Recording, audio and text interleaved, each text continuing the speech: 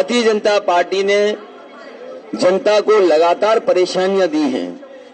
उनके अपने फैसलों से जनता के ऊपर संकट आया है।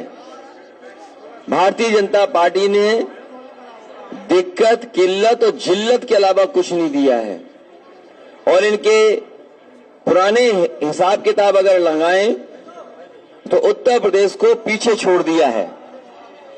ईज ऑफ डूइंग बिजनेस का नारा देने वाले लोग, जो ठोको राज है, बुलडोजर राज है, इस ठोको राज में, बुलडोजर राज में ईज ऑफ डूइंग क्राइम सबसे आगे है। लोगों को इतनी जिल्लत का सामना कभी करना नहीं पड़ा होगा जितना इस सरकार में करना पड़ रहा है।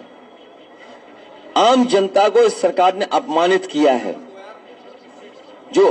जो सही मायने में मुद्दे हैं, याद कीजिए वो समय जब किसान अपने आंदोलन के लिए निकला,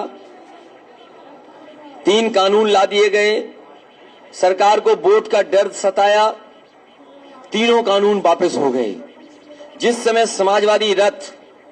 समाजवादी विजय रथ पूर्वांचल एक्सप्रेस पर दौड़ा और जनता का समर्थन मिला, गाजीपुर से लेकर के लखनऊ तक जो समर्थन किसानों का, व्यापारियों का, नौजवानों का मिला और गाजीपुर से लेकर के गाजीपुर बॉर्डर तक और दिल्ली तक आवाज पहुंच गई, उसी दिन तीनों कानून वापस हो गए।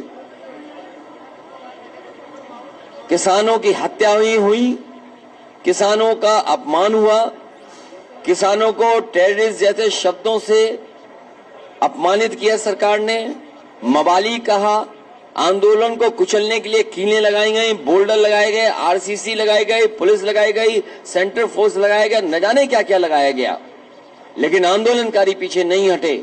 और उत्तर प्रदेश में जो घटना हुई, जहां पर किसानों को जीप से कुचल दिया गया, अगर इतिहास पलट करके भारत का देखें तो जलियांवाला बाग याद आता है, जब अंग्रेजों ने सामने से गोली मारी थी, लेकिन भारतीय जनता पार्टी ने पीछे से आकर के किसानों पर जीप चढ़ा दी।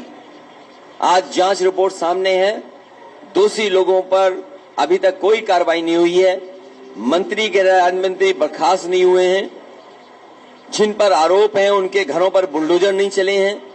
ये सरकार कैसी है? भेदभाव से काम कर रही है, जात के आधार पर भेदभाव है। और जैसे ही चुनाव करीब आता है, भारतीय जनता पार्टी धार्मिक चश्मा लगा लेती है, हर चीज को उस चश्मे से देखने लगती है। लेकिन उत्तर प्रदेश की जनता तैयार है इस बार उत्तर प्रदेश से भारतीय जनता पार्टी का सफाया करने के लिए। उत्तर प्रदेश से भारतीय जनता पार्टी का पूरी तरीके से सफाया होगा, बदलाव होगा। जनता परिवर्तन के लिए तैयार है, बेरोजगार नौजवान तैयार हैं। कल की घटना जहां पर देश के बड़े बड़े नेता एक मंच पे थे, क्या जनता को कितनी बार आप झूठ बोलेंगे? जनता को और पिछड़ों को, खासकर निषाद समाज के लोगों को ये भारतीय जनता पार्टी ने धोखा दिया और कहा कि आपकी सभी समस्याओं का समाधान होगा।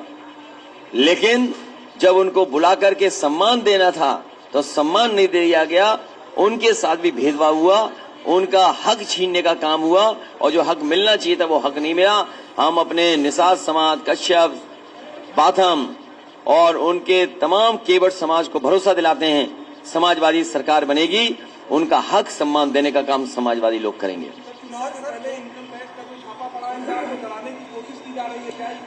मैंने आपसे पहले भी कहा और अगर हर बार मैंने ये कहा कि उत्तर प्रदेश में जैसे जैसे भारतीय जनता पार्टी की हार और भारतीय जनता पार्टी को हार सताएगी, दिल्ली से बड़े बड़े नेता आएंगे।